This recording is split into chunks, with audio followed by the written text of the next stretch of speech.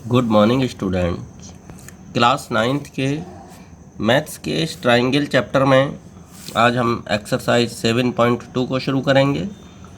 Question number 1, जैसा कि आप यहाँ देख रहे हैं एक्सरसाइज 7.2 में इसकी फिगर नहीं दी हुई है, फिगर आपको खुद बनानी है। लिखा हुआ है in an isosceles triangle A B C with A B equal to A C the bisector of angle B and C intersect each other at O. Join A and O. Show that OB equal to OC और AO bisect angle A। तो देख रहे हैं आप, उसने बोला है एक आइसोसेल्स ट्राइंगल है ABC। तो ABC मैंने एक ट्राइंगल बनाया इन विच AB इक्वल टू AC। तो AB को AC के इक्वल दिखाया, इक्वल साइन लगा के डबल कट लगा दी है मैंने। इससे पहले आप एक बात और अच्छी तरह समझ लें कि किसी ट्राइंगल में अगर दो साइड इक्वल होती हैं तो उनके आमने सामने के एंगल भी इक्वल होते हैं। यहाँ ए बी इक्वल टू ए सी, तो ए बी के सामने का एंगल कौन सा है? सी। ये पूरे ट्राइंगल को देखिए, अभी अंदर मत देखिए बिल्कुल। तो ए बी के सामने का एंगल है सी और ए सी के सामने का एंगल है बी। तो अगर ए बी इक्वल टू ए सी है तो ए बी के सामने का एंगल सी और ए सी के सामने का एंगल बी, ये भी आपस में बराबर होंगे, जैसा कि मैंने यहाँ लिख भी दिया है। ट्राइंगल ए बी सी, तो A B equal to A C given है। इट मीन्स ए बी के सामने का कौन सा एंगल है? सी, और ए सी के सामने का एंगल बी इक्वल होंगे। Angle opposite to equal sides are equal, ये पता होना चाहिए आपको कि angle opposite to equal sides are equal और side opposite to equal angle are equal. अगर दो एंगल इक्वल हों किसी ट्राइंगल में तो उनके आमने सामने की साइड्स भी इक्वल होती हैं। इसका रिवर्स भी ट्रू है।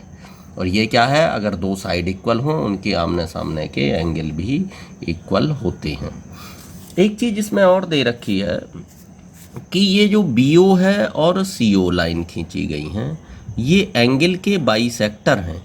मैंने यहाँ शो भी कर रखा है, देखिए ये कट लगा दिया मैंने थोड़ा सा एंगल बना के, ये सिंगल कट। तो सिंगल कट वाला सिंगल कट के बराबर, ये दोनों एंगल बराबर बराबर के बट गए। बाइसेक्टिंग लाइन BO बाइसेक्टर है तो एंगल बराबर के बट गए, बाइसेक्ट हो गए। ऐसे ही 3 और 4 एंगल भी बराबर हैं। तो angle C equal to angle B, angle opposite to equal side, या हम कह सकते हैं कि हाफ एंगल C, दोनों तरफ हाफ से मल्टीप्लाई डाल दी, हाफ एंगल B। पूरे पूरे एंगल बराबर हैं तो आधे आधे भी बराबर होंगे। क्लियर है? अच्छा, इसका मतलब हुआ कि हाफ एंगल C का आधा और B के आधे के बराबर है, तो एंगल 1 इक्वल टू एंगल 3 के हो गया और एंगल 2 इक्वल टू एंगल 4 के हो गया। ये इससे दो ये रिजल्ट निकले कि भाई आधे आधे बराबर होंगे। अच्छा ठीक है, तो 1 बराबर 3 के होगा और 2 और 4 बराबर होंगे ये। तो इसको मैंने फर्स्ट डाल लिया, काम आएगा।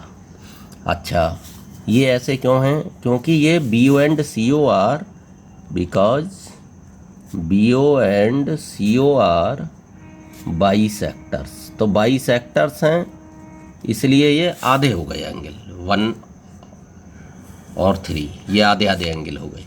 B का आधा 1 और उधर C का आधा 3, लेकिन B का आधा तो 2 भी है और C का आधा 4 भी है, तो 2 इक्वल टू 4, 1 इक्वल टू 3, ये हो गए। अच्छा, अब आप देख सकते हैं इन ट्राइंगल OBC ट्राइंगल के अंदर देखें, सिर्फ OBC में देखें, angle 2 equal to angle 4 from first से हमने ले लिया है कि angle 2 equal to angle 4 OBC triangle में। इन ट्राइंगल OBC देखो, जब दो एंगल बराबर हैं तो इनके आमने सामने की साइड भी बराबर होंगी। BO equal to CO, BO equal to CO, यानी कि side opposite to equal angle, side opposite to equal angle, equal angle के अपोजिट साइड भी इक्वल होती हैं। तो BO इक्वल टू CO। अब आ जाओ, अब मुझे कॉन्ग्रुएंट प्रूव कर देने हैं। इन ट्राइंगल ABO और in triangle ACO, in triangle ABO and triangle ACO। ABO में हम क्या देख रहे हैं? ABO में AB equal to AC given, ये दिया हुआ है क्वेश्चन में। Angle 1 equal to angle 3 proved above, proved above, ऊपर प्रूव कर चुके हैं। Angle 1 equal to 3 from first.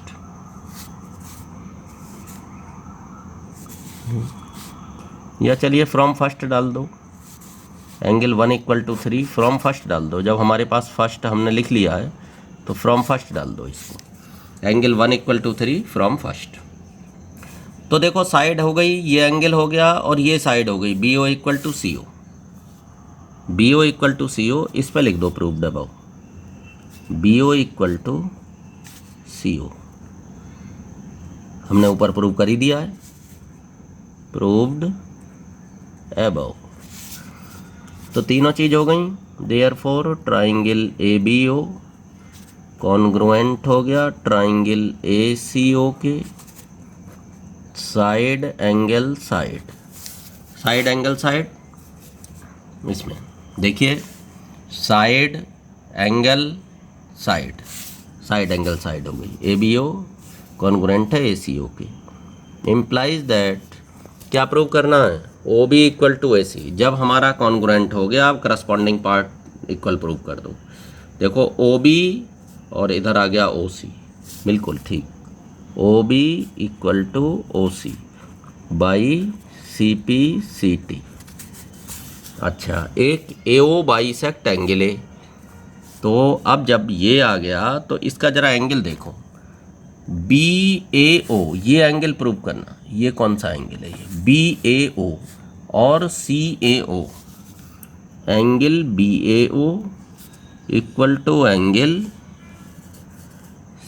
CAO, angle BAO equal to angle CAO, और ये भी बाई CP/CT। देखो BAO CAO है ना करस्पॉन्डिंग पार्ट, तो angle BAO equal to angle CAO। BAO ये एंगल हो गया, देखो BAO ये वाला एंगल हो गया जो मैंने पॉइंट लगा दिया है, ये वाला एंगल BAO हो गया। CAO ये एंगल CAO हो गया। तो दोनों इक्वल हो गए। तो जब दोनों तरफ इक्वल डिवाइड हो गए, implies that AO bisects angle A। इसका मतलब ये भी हो गया कि जब दोनों एंगल बराबर हो गए तो AO एंगल A को बाइसेक्ट करता है। प्रूव्ड। एक बार आप पूरे इसको देख लीजिएगा अच्छी तरह से।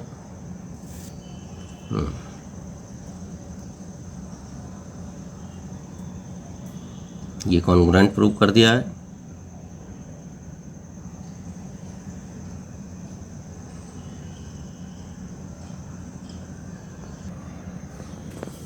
हाँ तो स्टूडेंट्स, अब हम क्वेश्चन नंबर 2 को देखते हैं। देखो फिगर दे रखी है, साथ में लिखा हुआ है इन triangle ABC AD is the perpendicular bisector of BC। ध्यान से समझिएगा क्वेश्चन को। AD क्या है? BC का परपेंडिकुलर बाइसेक्टर है। परपेंडिकुलर क्या होता है? 90 डिग्री पर।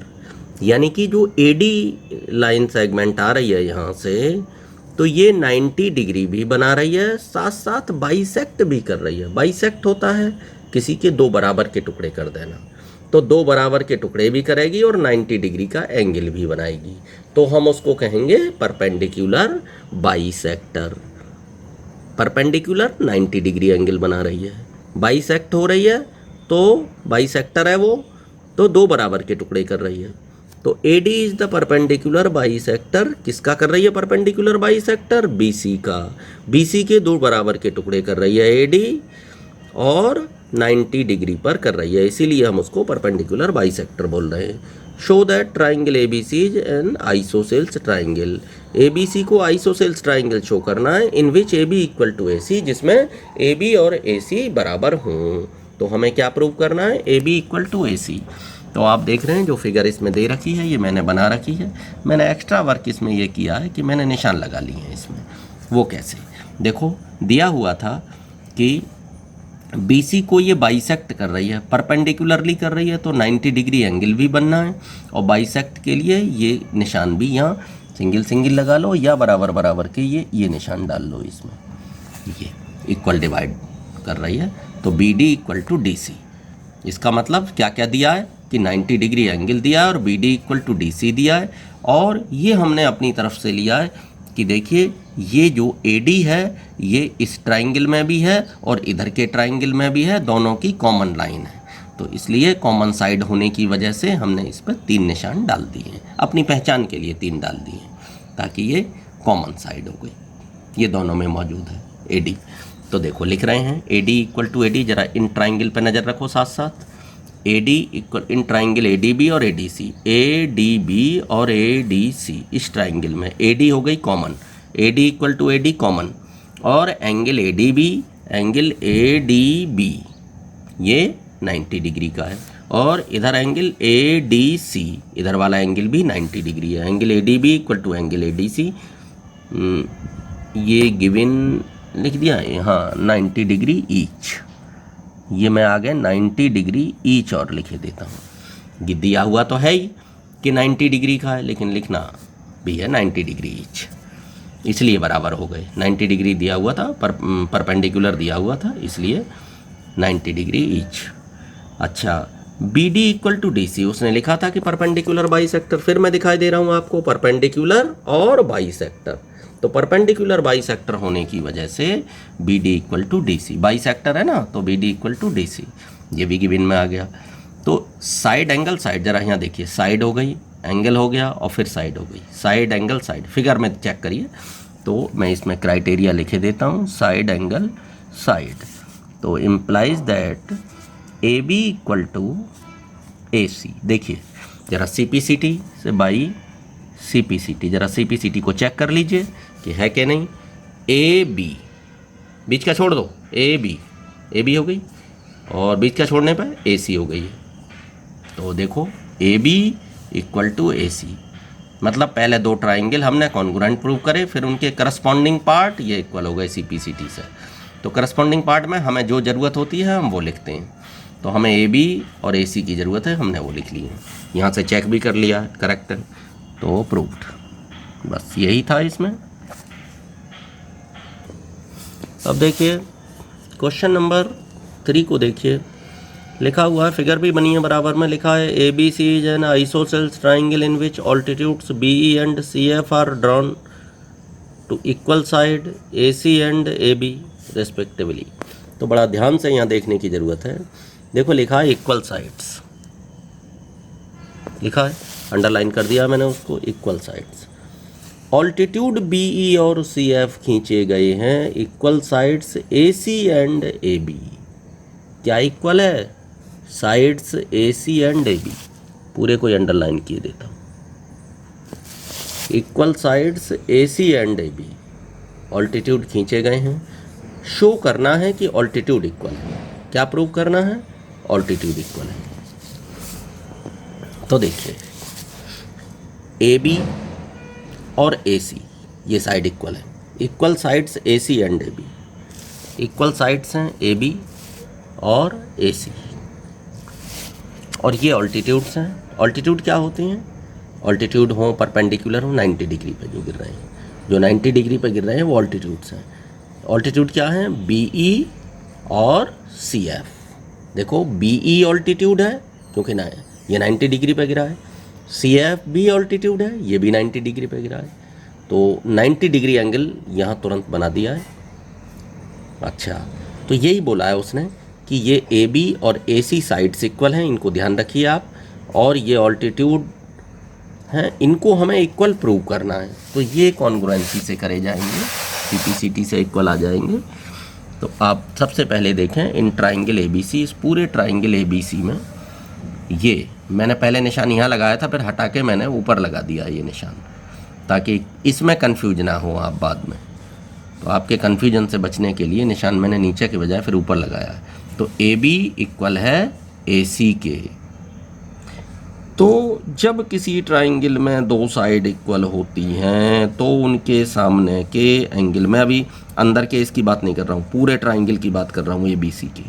AB बराबर है AC के, तो AB के सामने का एंगल C बराबर होगा AC के सामने के एंगल B के, क्योंकि रूल है किसी ट्राइंगल में अगर दो साइड इक्वल हों तो उनके सामने के एंगल भी इक्वल होते हैं। देखो इन ट्राइंगल ABC गिवन है AB equal to AC, AB के सामने का एंगल कौन सा है C, और AC के सामने का एंगल B है।